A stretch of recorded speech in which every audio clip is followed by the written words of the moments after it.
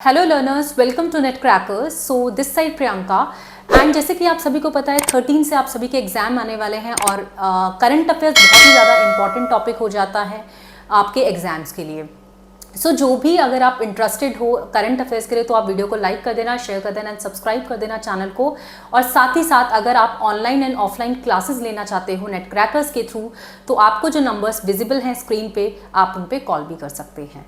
तो चलिए स्टार्ट करते हैं सेशन को करंट अफेयर्स का।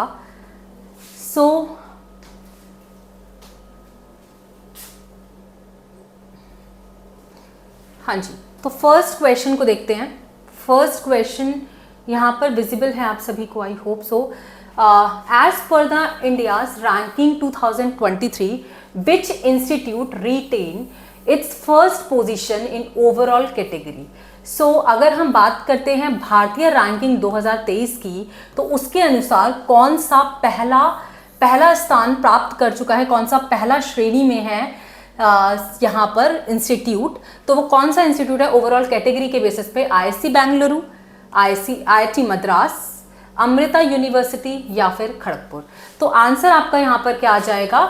आईआईटी मद्रास। आईआईटी मद्रास कुछ 5 सालों से, यहाँ पर आप सभी देख सकते हैं, कुछ 8 सालों से कंसेक्यूटिव 8 ईयर्स से 2016 से 2023 में ये सेम ही रैंकिंग ऑप्ट कर रहे हैं और ये फर्स्ट रैंकिंग में है ओवरऑल कैटेगरी के बेसिस पे।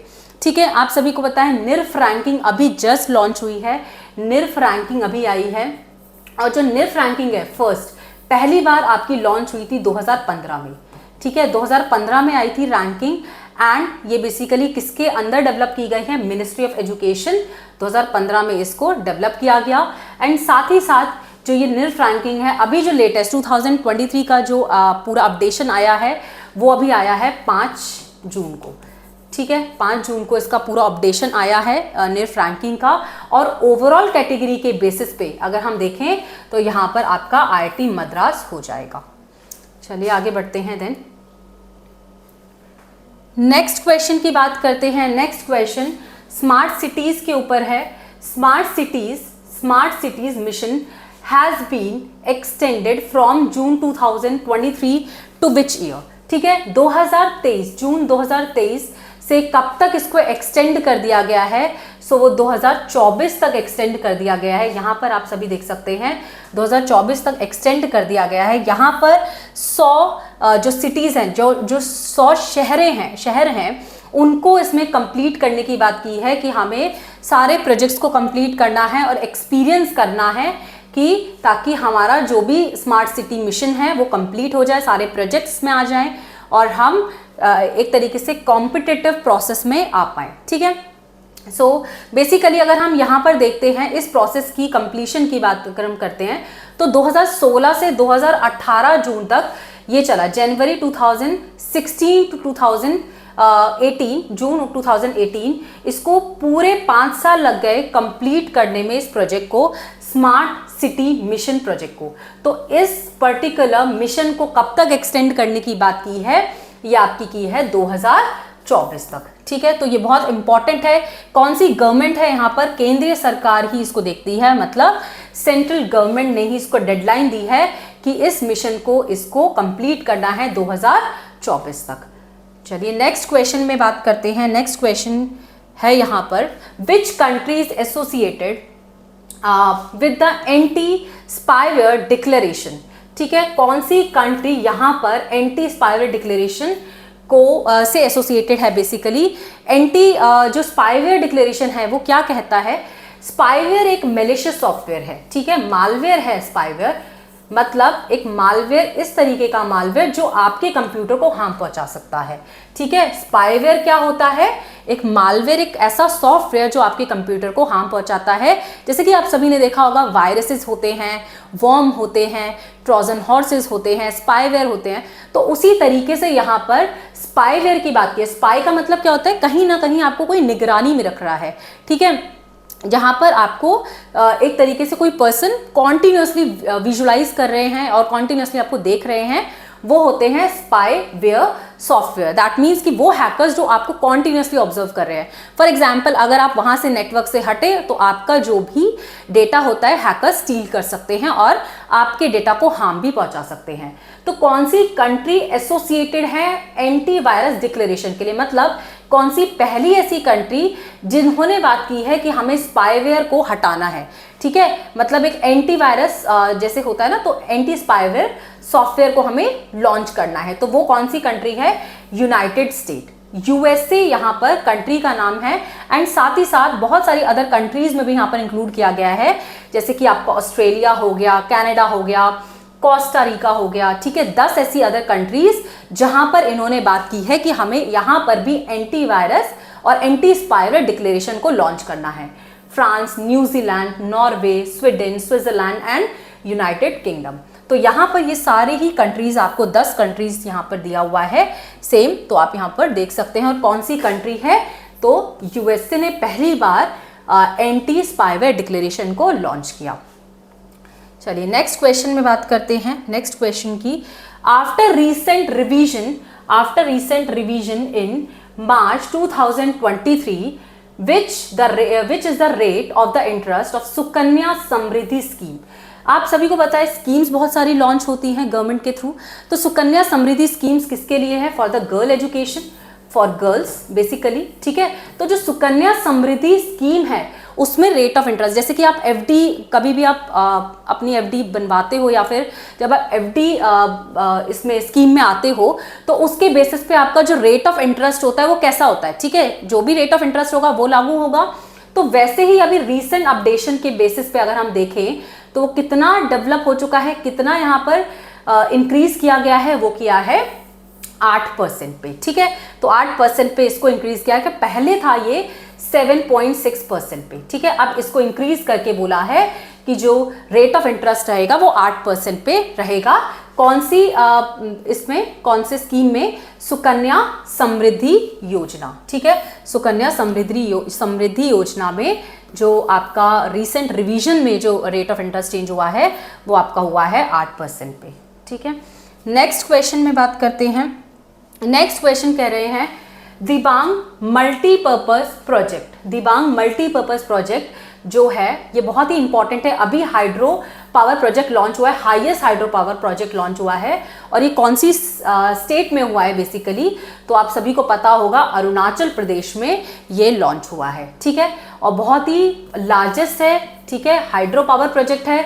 तो ये आपका किससे रिलेटेड हो गया? पीडीई से रिलेटेड हो गया, मतलब पीपल डेवलपमेंट एंड एनवायरमेंट से रिलेटेड। ये आपका करंट अफेयर हो जाता है जो कि एग्जाम में आपके लिए इंपॉर्टेंट हो जाता है। ठीक है, अरुणाचल प्रदेश के जो सेंट्रल गवर्नमेंट है उन्होंने ही इसको रिसेंटली डेवलप किया है। ठीक है, और ये जो हाइड्रो पावर प्लांट है इसका नाम है दिबांग मल्टीपर्पज प्रोजेक्ट। ठीक है, नेक्स्ट पॉइंट की बात करते हैं, नेक्स्ट क्वेश्चन की। Which country leads to the national biofuels alliances? ठीक है, which country leads to the international biofuels alliances. तो कौन सी कंट्री ने इंटरनेशनल बायोफ्यूल अलायंस को लीड आउट किया है, डेवलप किया है? तो अगर मैं बात करती हूँ इस कंट्री की, तो वो जो 2 कंट्रीज है ना, वो ये है यूएसए और ब्राजील। लेकिन ये जो 2 लार्जेस्ट कंट्रीज हैं ये बायोफ्यूल मार्केट्स के में बेस्ट है। ठीक है, लेकिन ज्वाइन कौन कर रहा है इसको? इंडिया कर रहा है। ठीक है, इंडिया का ये एक इनिशिएटिव है, इंडिया ने ही इसको लीड आउट किया है। तो आंसर यहाँ पर आ जाएगा इंडिया। लेकिन 2 कंट्रीज कौन सी हैं वर्ल्ड लेवल पे जो कि बायोफ्यूल मार्केट में बेस्ट हैं?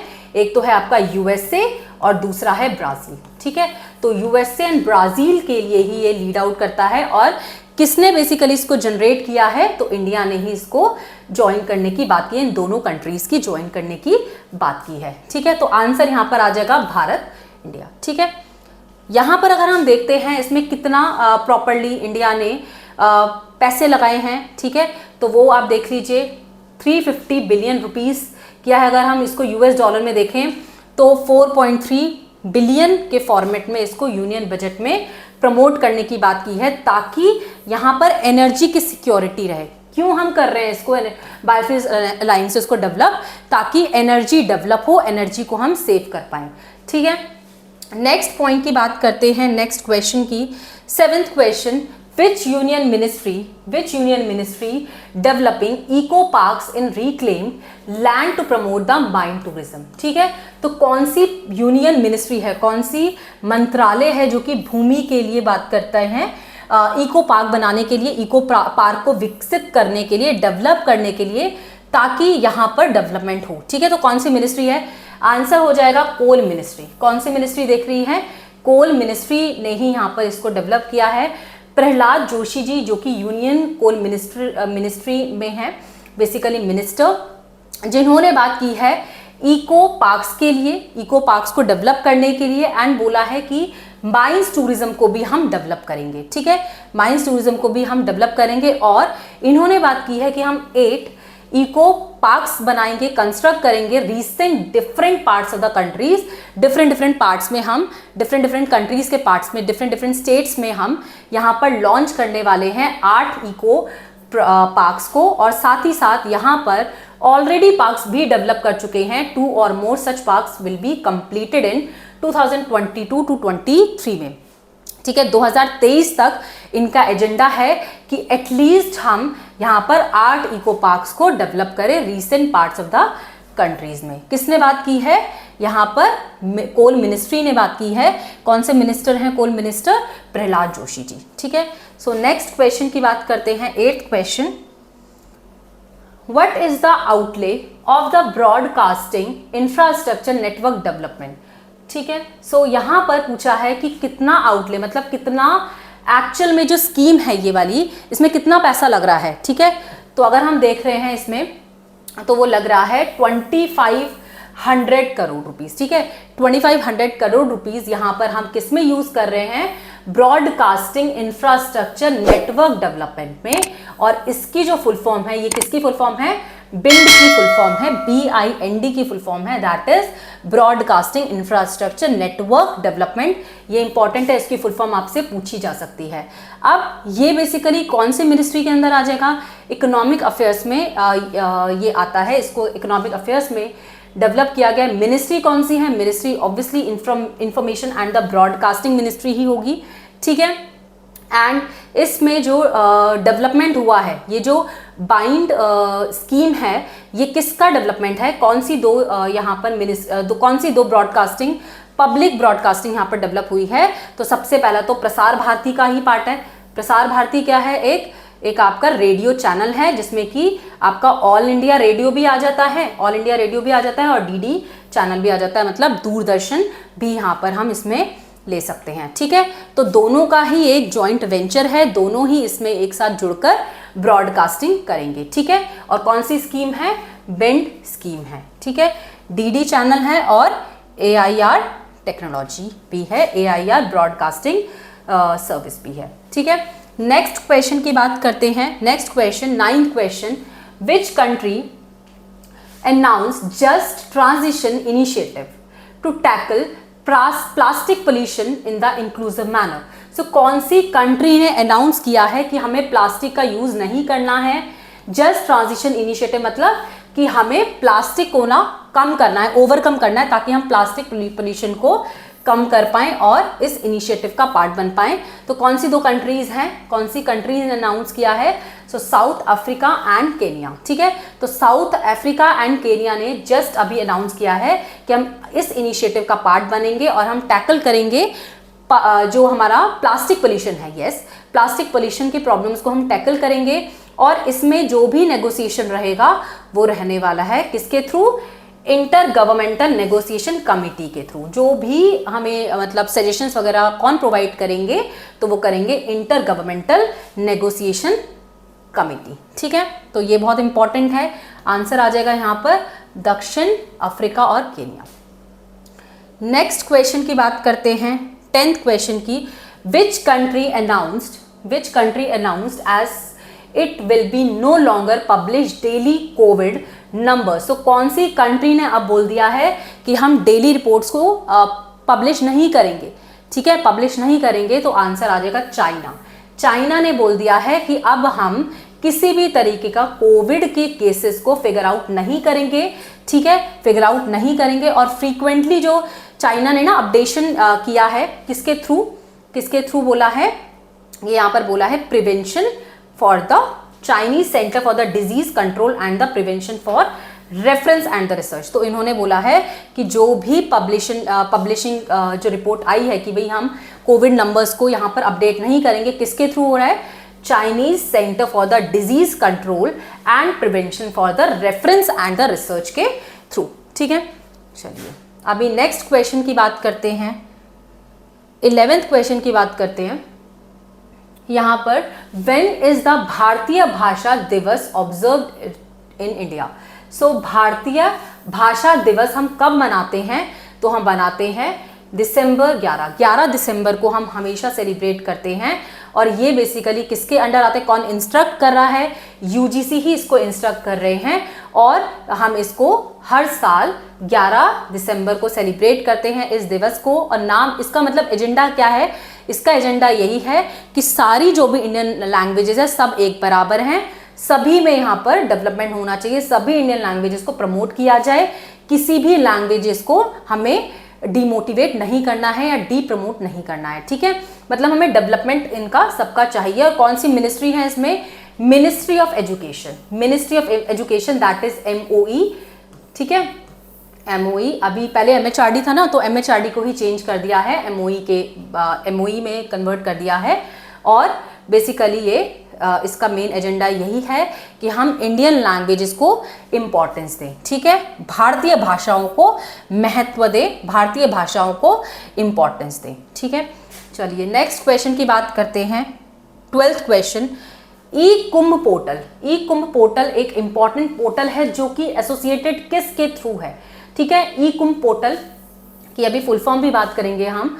ठीक है, तो ये पहले तो मैं बता दूं आपको ये किस पर्टिकुलर रिसेंटली किस फील्ड से रिलेटेड है, तो technical courses in the local languages से रिलेटेड है। किससे रिलेटेड है, technical courses in local languages. ठीक है, स्थानीय भाषाओं की तकनीकी पाठ्यक्रम से रिलेटेड है। और बेसिकली अगर हम बात करते हैं, जो हमारे प्रेसिडेंट जी हैं उन्होंने इसको ई कुटुंब पोर्टल को लॉन्च किया है। इसकी फुल फॉर्म है knowledge unleashed in the multiple भारतीय लैंग्वेजेस पोर्टल। एंड ये जो पोर्टल है ये अवेलेबल है आपका 12 Indian languages, 12 schedule of the Indian languages. इसमें यह बात की गई है कि जितने भी बुक्स रहेंगे वो आपके इंजीनियरिंग बुक्स से रिलेटेड ही रहेंगे, सारी लैंग्वेजेस होनी चाहिए उसमें, सारे इंडियन लैंग्वेजेस होने चाहिए। जो भी AICTE से रिलेटेड है ना, all India Council for the Technical education, ठीक है, all India Council for the Technical education से रिलेटेड जितनी भी कोर्सेज होते हैं, मतलब जो टेक्निकल कोर्सेज होते हैं जैसे इंजीनियरिंग कोर्सेज, वो आप यहाँ पर इंडियन लैंग्वेजेस में प्रमोट करोगे। ठीक है, तो ये ई कुटुंब पोर्टल उन्हीं के लिए है ताकि हम यहाँ पर इंडियन लैंग्वेजेस को प्रमोट कर पाए। 13th क्वेश्चन में चलते हैं। 13th क्वेश्चन कह रहे हैं who has been appointed as the new chairman of the All India Council for the Technical Education. All India Council for Technical Education के लिए कौन से न्यू चेयरमैन को अपॉइंट किया गया है? सो आंसर है TG सीताराम। ठीक है, तो आपको ये पता होना चाहिए, आंसर हो जाएगा TG सीताराम, जो कि अभी कौन है, all India Council for the Technical Education के चेयरमैन है। वैसे all India Council for Technical education कब आई थी? 1945 में आई थी। ठीक है, ये कौन सी बॉडी है? ये एक आपकी स्टैच्यूटरी बॉडी है, स्टैच्यूटरी बॉडी है। स्टैच्यूटरी मतलब क्योंकि आपका एक्ट में पास ऑन हुई, एक्ट में इसको डेवलप किया गया। ठीक है, एक्ट ऑफ पार्लियामेंट में आई थी AICTE। चलिए नेक्स्ट पॉइंट की बात करते हैं, नेक्स्ट क्वेश्चन की बात करते हैं। Which institute publish the book of the India that is the mother of the democracy? ठीक है, तो कौन से इंस्टीट्यूट ने इसको पब्लिश करने की बात की है? कौन से इंस्टीट्यूट ने, कौन सी मिनिस्ट्री ने बेसिकली इसको पब्लिश करने की बात की है और कौन से इंस्टीट्यूट ने इसको पब्लिश करने की बात की है? तो all India Council for the historical research. All India Council for the historical research आपका न्यू दिल्ली में है। ठीक है, न्यू दिल्ली में है एंड इन्होंने ही इसको पब्लिश करने की बात की, इस बुक को एंटाइटल किया है। और कौन से मिनिस्टर हैं यहाँ पर? Union education minister Dharmendra Pradhan जी ने ही इस बुक को रिलीज किया है। That is the mother of the democracy, India the mother of the democracy. किसने प्रिपेयर किया है, किसने पब्लिश किया है? ICHR that is Indian council for the historical research. ठीक है, भारतीय ऐतिहासिक अनुसंधान परिषद ने इसको डेवलप किया है। नेक्स्ट क्वेश्चन की बात करते हैं, नेक्स्ट पॉइंट की। 15th question, what is the theme of the world teacher day 2022? यहाँ पर नेशनल टीचर्स डे की बात नहीं हो रही है, यहाँ पर हो रही है वर्ल्ड टीचर्स डे की बात। तो वर्ल्ड टीचर्स डे में अगर हम देखें तो ये कब सेलिब्रेट किया जाता है? वैसे आप सभी को पता है नेशनल टीचर्स डे हम कब सेलिब्रेट करते हैं? 5 सितंबर। तो यहाँ पर हम 5 अक्टूबर को सेलिब्रेट करते हैं, जस्ट 1 मंथ के बाद, और हम हर साल इसको सेलिब्रेट करते हैं। इसका मेन यही एम है कि हम ग्रैटिट्यूड प्रोवाइड करें, जो भी हमारे टीचर्स ने अभी तक हमें कंट्रीब्यूशन दिया है उनको हम नमन करें और उनको हम ग्रैटिट्यूड प्रोवाइड करें, ठीक है। और इसका जो एम है, इसका जो बेसिकली थीम है, वो यही कहता है कि the change of the education begins with the teacher. 2022 का एम भी पूछा जा सकता है, थीम भी पूछा जा सकता है, तो आपको पता होना चाहिए the change of education begins with the teacher, ठीक है।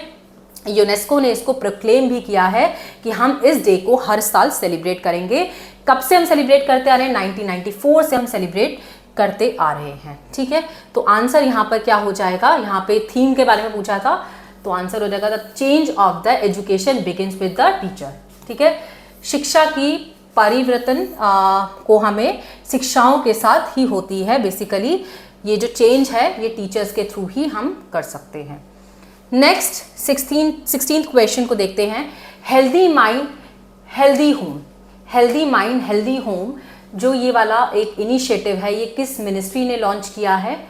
ठीक है, तो ministry of health and family welfare ने इसको लॉन्च किया है। Health and family and welfare ने लॉन्च किया है, ठीक है।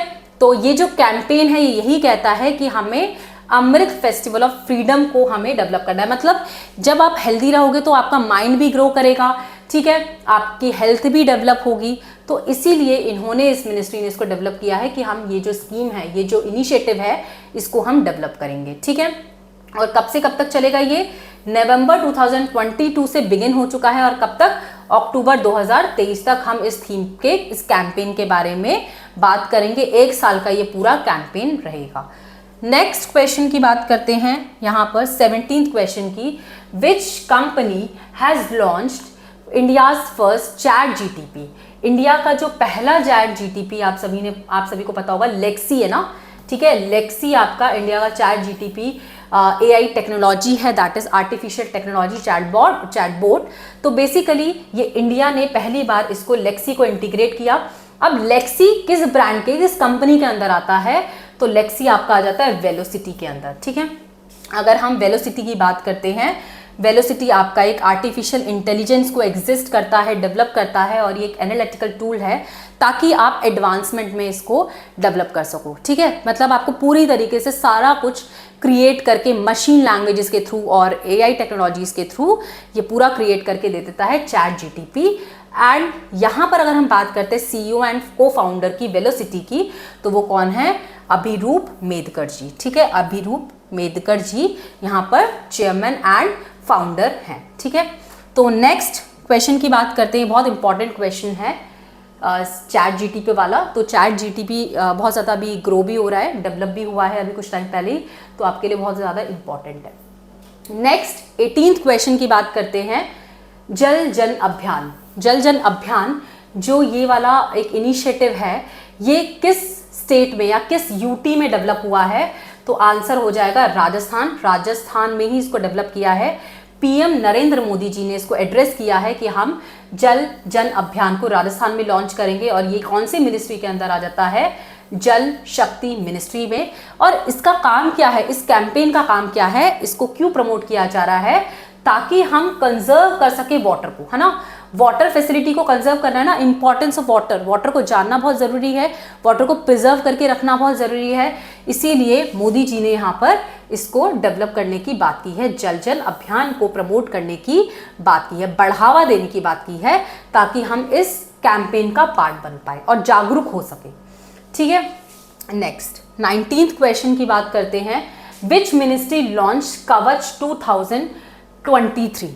अच्छा, अब हम बात करते हैं जो कवच है, ये वाला जो कवच इनिशिएटिव है 2023 वाला, तो ये है क्या, ये बेसिकली एक नेशनल लेवल हैकाथॉन है जो कि डेवलप करता है और आइडेंटिफाई करता है इनोवेटिव आइडियाज को और टेक्नोलॉजिकल सॉल्यूशंस को, ठीक है, ताकि हम cyber security and cyber crime से जो भी प्रॉब्लम्स हम फेस कर रहे हैं वो हम एलिमिनेट कर पाए। मतलब जो भी क्राइम्स हो रहे हैं, साइबर क्राइम्स हो गए, साइबर सिक्योरिटी से रिलेटेड जो भी सोल्यूशन है वो हमें मिल जाए। तो कवच जो है 2023 लॉन्च किया गया है इसी को एड्रेस करने के लिए, सिक्योरिटी एंड साइबर क्राइम को। और ये किसका इनिशिएटिव है, ये किसका जॉइंट वेंचर है, अगर हम देखते हैं तो all India Council for the Technical education AICT का है, ठीक है, bureau of police research and development that is BPRD का है, एंड साथ ही साथ Indian cyber crime coordination centre ने भी इसमें पार्टिसिपेट किया है, ठीक है। तो ये बहुत ज़्यादा इंपॉर्टेंट है। कवच अभी आपने देखा होगा उड़ीसा में जो अभी ये ट्रेन का हादसा हुआ है उसमें भी हम इसको कवच को यूज़ कर रहे हैं। कवच इनिशिएटिव को लिया गया था ताकि हम यहाँ पर सारा कुछ इनिशिएटिव ले पाए, मतलब किस तरीके से वो जो प्रॉब्लम हुई थी और वो जो ट्रेन का हादसा हुआ था वो क्यों हुआ, कैसे हुआ, उसी इनिशिएटिव में हम बात कर रहे थे वहाँ पे। तो कवच उसी लिए यूज़ किया गया ताकि हम आइडेंटिफाई कर पाए कि किस तरीके से वो हुआ और कैसे हादसा हुआ, ठीक है। और अगर हम बात करते हैं ऑल इंडिया काउंसिल की, तो मैंने अभी आपको बता दिया था लास्ट पॉइंट में भी कि जो ऑल इंडिया काउंसिल है वो आपका स्टैच्यूटरी बॉडी है, ठीक है। 1945 में इसको लॉन्च किया गया। अगर मैं एक्ट ऑफ पार्लियामेंट की बात करती हूँ, एक्ट ऑफ पार्लियामेंट में इसको लागू किया गया और वो कब किया गया, 1987 में, मतलब इसको स्टैच्यूटरी बॉडी एक्ट में लाया गया, ठीक है, स्टैच्यूटरी बॉडी में लेकर आए गए, ठीक है। तो ये बहुत ज़्यादा इम्पॉर्टेंट है कवच, क्योंकि अभी ये रिसेंटली भी इसको उड़ीसा का जो ये हादसा हुआ था ट्रेन का, उसमें भी इसको यूज़ किया गया। नेक्स्ट पॉइंट की बात करते हैं 20th क्वेश्चन की। What is the name of the AI chat bot launch by UIDA for the Aadhaar card related queries. तो UIDAI आप सभी को पता है unique identification authority of India है। तो बेसिकली इसको लॉन्च किया गया नए चैटबॉट को आधार मित्रा के बेसिस पे, ठीक है। तो कौन सा नेम है AI चैटबॉट के लिए, तो आधार मित्रा एक नेम है जो कि लॉन्च किया गया ताकि हम यहाँ पर आर्टिफिशियल इंटेलिजेंस के थ्रू या फिर मशीन लैंग्वेजेस के थ्रू यहाँ पे हम जितनी भी क्वेरीज है, ठीक है, जितनी भी क्वेरीज है रिलेटेड टू आधार, राइट, जैसे कि आपका PVC कार्ड को डेवलप करना, कोई ऑर्डर स्टेटस को जानना, आधार एनरोलमेंट नंबर को जानना, कंप्लेंट स्टेटस को देखना और बहुत सारी चीज़ें जो भी इश्यूज है उसको हम कोप अप कर सके और उसको हम यहाँ पर आइडेंटिफाई कर सके। तो इसीलिए ये आधार मित्रा की बात की है, ठीक है। तो ये कब से स्टार्ट हो गया था, फरवरी 2023 को इसको लॉन्च कर दिया गया था UIDA के अंदर, ठीक है। तो ये इंपॉर्टेंट है, ये सारे इनिशिएटिव्स इसीलिए इंपॉर्टेंट है क्योंकि एग्जाम में इनिशिएटिव ही आते हैं, नए नए इनिशिएटिव से पूछा जाता है। अभी एक आपका पीपल डेवलपमेंट एनवायरमेंट से रिलेटेड क्वेश्चन है। North India's first nuclear power plant will be set up in which of the state. तो नॉर्थ इंडिया में अभी रिसेंटली न्यूक्लियर पावर प्लांट को डेवलप किया गया, सेटअप किया गया, कौन सी स्टेट में, तो आंसर है आपका हरियाणा, ठीक है। हरियाणा में इसको लॉन्च किया गया। हरियाणा में पहला न्यूक्लियर पावर प्लांट कैंपेन को लिया गया और ये कहाँ पर आ रहा है, गोरखपुर हरियाणा में आ रहा है। बेसिकली अगर मैं बात करती हूँ नेशनल कैपिटल से रिलेटेड, तो ये आपका 150 किलोमीटर दूर है। कौन सा डिपार्टमेंट है यहाँ पर, department of the atomic energy, ठीक है, डिपार्टमेंट ऑफ एटॉमिक एनर्जी यहाँ पर आ जाएगा। अच्छा, नेक्स्ट क्वेश्चन की बात करते हैं। What is the theme of the national Science Day 2023? National science day 2023 का थीम क्या है? पहली बात है आपको पता होना चाहिए कि हम हर साल 28 फरवरी को, ठीक है, 28 फरवरी को हर साल हम क्या सेलिब्रेट करते हैं, विज्ञान दिवस, राष्ट्रीय विज्ञान दिवस, नेशनल साइंस डे को हम सेलिब्रेट करते हैं, NSD को सेलिब्रेट करते हैं, ठीक है। NSD क्यों लॉन्च हुआ आप सभी को पता है, CV रमन जी के बारे में तो आप सभी जानते होंगे, इनको हम रमन इफेक्ट भी कहते हैं, ठीक है। तो रमन इफेक्ट जो CV रमन जी हैं वो आपके नोबेल प्राइज फिजिक्स में नोबेल प्राइज विनर रह चुके हैं, तो इसीलिए हम इनको इस पर्टिकुलर साइंस डे को सेलिब्रेट करते हैं। और साथ ही साथ यहाँ पर आप देखिए इसका जो मेन एम है वो क्या है, थीम क्या है, global science for the global wellbeing notes, ठीक है, global science for the global wellbeing notes. कौन सी मिनिस्ट्री ने इसको डेवलप किया है? Science and technology ministry. Jitendra Singh ji ने इस थीम को लॉन्च किया, इस थीम के बारे में बात की, global science for the global wellbeing. तो आपको पूछा जा सकता है नेशनल साइंस डे का थीम क्या है, तो थीम हो जाएगा आपका global science for the global notes, ठीक है। चलिए नेक्स्ट पॉइंट की बात करते हैं, नेक्स्ट क्वेश्चन की, 23 क्वेश्चन की। 23 क्वेश्चन कह रहे हैं कि what is the theme of the world environment day, ठीक है। वर्ल्ड एनवायरनमेंट का डे जो हम सेलिब्रेट करते हैं, विश्व पर्यावरण दिवस जब हम सेलिब्रेट करते हैं तो उसका एम क्या है? एम को जानने से पहले मैं आपको बता दूं कि हम हर साल 5 जून को सेलिब्रेट करते हैं एनवायरनमेंट डे, ठीक है। तो इस साल का जो थीम है, 2023 का जो थीम है, वो ये कहता है solution for the plastic pollution, ठीक है, solution for the plastic pollution. यहाँ पर जो कैंपेन हम यूज कर रहे हैं वो है बीट द प्लास्टिक। हमें प्लास्टिक को जो है उसको एलिमिनेट करना है और इस थीम के ऊपर बात करनी है प्लास्टिक के लिए समाधान, ठीक है। सोल्यूशन चाहिए हमें प्लास्टिक पोल्यूशन को कोप अप करने के लिए और इसे हमें बीट करने के लिए। तो हर साल हम 5 जून को सेलिब्रेट करते हैं वर्ल्ड एनवायरनमेंट डे। थीम पूछा जा सकता है, इसीलिए मैं आपको सारे थीम्स भी प्रोवाइड कर रही हूँ और ये इंपॉर्टेंट भी है। नेक्स्ट बात करते हैं नेक्स्ट क्वेश्चन की। As per the Mercom Capital, India's capacity to produce solar modules in the anticipated reach 95 gigawatt by the end of the which year. तो कौन से ईयर तक की बात की है यहाँ पर? 2025 तक की बात की है। 2025 तक हमें क्या करना है यहाँ पर? इसको अचीव करना है। कितना गीगावाट? 95 गीगावाट हमें अचीव करना है। कितना गीगावाट अचीव करना है? 95 गीगावाट अचीव करना है। वैसे अगर हम बात करते हैं टोटल जो हमें करना है वो कितना करना है? 500 गीगावाट, ठीक है। 500 गीगावाट हमें अचीव करना है और हमने जो रीच कर लिया है ना, वो हमें बेसिकली कितना कब तक करना है? 2025 तक की बात की है, ठीक है। तो ये भी इंपॉर्टेंट है, सोलर मॉड्यूल को हमें कितना रीचअप करना है, कितना डेवलप करना है, तो वो है 95 गीगावाट बाय 2025। 2025 तक हमें इसको अचीव करना है। नेक्स्ट देखते हैं 25th question. Who has launched as a learning teaching material called Jadui Pitara, ठीक है। जादुई पिटारा एक ऐसा मटेरियल है, टीचिंग लर्निंग मटेरियल है जो कि फाउंडेशनल स्टेजेस के अंदर आ जाता है और आपका ये कब डेवलप हुआ? 20th of Feb 2023 में इसको लॉन्च किया गया। अब अगर मैं बात करती हूँ, आप सभी ने NEP के बारे में पढ़ा होगा, नेशनल एजुकेशन पॉलिसी 2020, अभी जो लॉन्च हुई थी 2020 में। तो उसमें जो हमारा यहाँ पे टीचिंग लर्निंग मटेरियल है उसको हमें स्टेजेस को कन्वर्ट कर दिया था ना। पहले था 10+2+3, अब इसको चेंज करके किस में कर दिया? 5+3+3+4, ठीक है। तो सबसे पहले आ जाता है प्रिपरेटरी, देन आ जाता है फाउंडेशनल, देन आ जाता है सेकेंडरी और देन आ जाता है हायर आपका, ठीक है। तो ये जो टाइम पीरियड है, मतलब 5 साल में हमें प्रिपरेटरी में जाना है, देन हमें फाउंडेशन 3 साल में कंप्लीट करना है, देन आपका सेकेंडरी एजुकेशन आपका 3 साल में कंप्लीट होना चाहिए और 4 साल में आपका हायर एजुकेशन कंप्लीट होना चाहिए। तो ये जो एजेंडा है 5+3+3+4 का, तो ये हमें इस रूल को फॉलो अप करना है। तो फाउंडेशन में कितना हो गया? 3 साल का हो गया ना।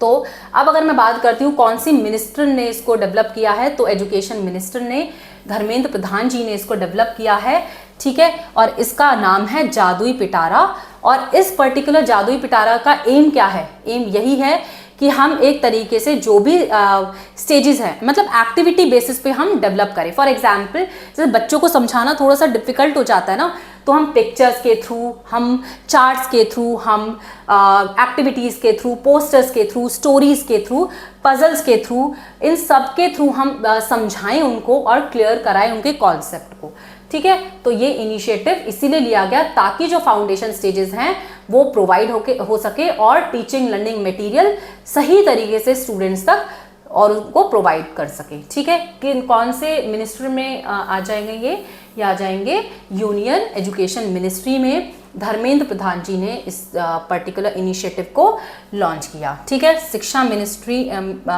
मंत्री जी ने ही लॉन्च किया है, धर्मेंद्र प्रधान जी ने। आंसर आ जाएगा यहाँ पर सी ऑप्शन। नेक्स्ट क्वेश्चन की बात करते हैं। Next is 26th question.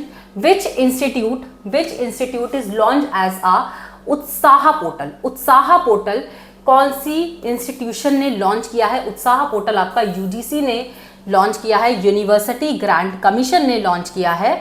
Basically यहाँ पर दो पोर्टल्स के बारे में बात की है, दो पोर्टल्स यूज होंगे। एक तो होगा उत्साह। उत्साह की फुल फॉर्म आपको पता होनी चाहिए, ठीक है। Undertaking transformative strategies and action in the higher education, and साथ ही साथ POP that is professor of the practices. यहाँ पर ये जो पोर्टल है ना, ये यही बात करता है कि जो भी यूनिवर्सिटीज हैं उनको डिटेल इंफॉर्मेशन मिले, ठीक है। साथ ही साथ जो भी प्रोफेसर्स हैं वहाँ पर, यूनिवर्सिटीज़ के जो भी प्रोफेसर हैं, वो अपने रिक्रूटमेंट एरिया के बारे में बात करें, ठीक है। उनको जॉब्स के बारे में बताएं अपने स्टूडेंट्स को, एकेडमिक के बारे में बताएं, इंडस्ट्रीज एक्सपीरियंसेस के बारे में बताएं, इंडस्ट्रीज के बारे में बताएं। मतलब सारी नॉलेज इस पोर्टल के थ्रू मिले, जो कि हमारा क्या है, पोर्टल का नाम उत्साह पोर्टल है, ठीक है। तो ये बहुत ज़्यादा इंपॉर्टेंट है। यूनिवर्सिटी ग्रांट कमीशन ने इसको डेवलप किया है। उत्साह की फुल फॉर्म आपको पता होनी चाहिए और पीओपी की भी फुल फॉर्म पता होनी चाहिए, professor of the practice, POP and UTSAH. Next point की बात करते हैं 27th क्वेश्चन की। Which of the following Indian city to adopt localisation of the UN mandated SDG goals. तो एक आपको पता है SDG गोल्स होते हैं, कुछ MDG गोल्स होते हैं। तो MDG गोल्स होते हैं millennium development goals, SDG goals आ जाते हैं आपके sustainable development goals. MDG goals आपके 2015 तक थे, ठीक है। उसके बाद आपका 2016 से 2030 तक का यहाँ पर क्राइटेरिया हो जाता है SDG गोल्स का, that is sustainable development goals के लिए, ठीक है। मतलब MDG की जगह पे ही SDG आ गया था, राइट। तो अगर मैं बात करती हूँ इन गोल्स के बारे में, मतलब इन गोल्स के बारे में, तो बहुत सारे गोल्स, 17 गोल्स होते हैं ना इसमें, टोटल 17 गोल्स होते हैं, ठीक है। और MDG में आपके 8 गोल्स होते हैं। अब हम बात करते हैं इस पॉइंट के बारे में कि खुद को पहली कौन सी इंडियन सिटी है जिन्होंने अडॉप्ट किया है UN मैंडेटेड SDG को, तो वो है भोपाल, ठीक है। भोपाल ने इसको डेवलप किया है एंड मध्य प्रदेश के जो चीफ मिनिस्टर हैं शिवराज सिंह चौहान जी ने ही इसको डेवलप किया है।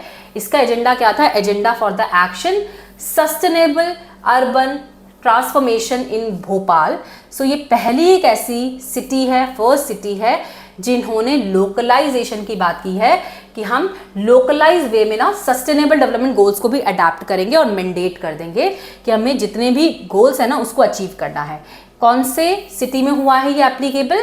भोपाल में हुआ है। मध्य प्रदेश के जो चीफ मिनिस्टर हैं शिवराज सिंह चौहान जी, उन्होंने ही इस एजेंडा के डेवलपमेंट की बात की है, ठीक है। सस्टेनेबल डेवलपमेंट की बात की है, शहरी परिवर्तन की बात की है, और इसमें बोला है कि जितने भी लक्ष्य है ना SDG के, तो उनको हमें उस पर हमें काम करना है और अपने शहरों को हमें डेवलप करना है, ठीक है। नेक्स्ट क्वेश्चन की बात करते हैं 28th की। What is the total installed capacity of the energy in India on 31st March 2023? तो अगर हम बात करते हैं कि कितनी कैपेसिटी होनी चाहिए सोलर एनर्जी ऑफ इंडिया की, तो सोलर अगर हम बात करते हैं तो हमने कितना अचीव कर लिया? 66.78 गीगावाट, 66.78 गीगावाट। और हमारा एम जो है ना वो कितना अचीव करने का है? 500 गीगावाट को अचीव करने का है from the non fossil fuel sources by 2030, ठीक है। 2030 तक हमें 500 गीगावाट को अचीव करना है और ये इंपॉर्टेंट है। नेक्स्ट पॉइंट की बात करते हैं 29th की बात करते हैं 29th क्वेश्चन की। Which day is celebrated as a renewable energy day? Which day is celebrated as a renewable energy day? तो कौन सा डे सेलिब्रेट होता है? तो यहाँ पर आ जाएगा 20th of August. 20th of अगस्त के दिन हम रिन्यूएबल एनर्जी डे सेलिब्रेट करते हैं, मतलब अक्षय ऊर्जा दिवस। और ये एक अवेयरनेस कैंपेन है जो कि रिन्यूएबल एनर्जी क्या क्या होती है? रिन्यूएबल मतलब जिसको हम बार बार रिन्यू कर सकते हैं, जैसे कि सोलर हो गया, सन हो गया, विंड हो गया, ठीक है। इनको हम डेवलप करने के लिए हर साल सेलिब्रेट करते हैं रिन्यूएबल एनर्जी डे। कब से हम सेलिब्रेट कर रहे हैं? 2004 से सेलिब्रेट कर रहे हैं। और कब हम सेलिब्रेट करते हैं? 20 अगस्त को सेलिब्रेट करते हैं, ठीक है। ये अभियान जो है ये इसीलिए आया है ताकि हम जागरूक हो सके ऊर्जा के लिए। ठीक है, अवेयरनेस कैंपेन इसलिए आया ताकि हम यहाँ पर एनर्जी को डेवलप कर सके और एनर्जी को इन्वॉल्व कर सके, डेवलप कर सके।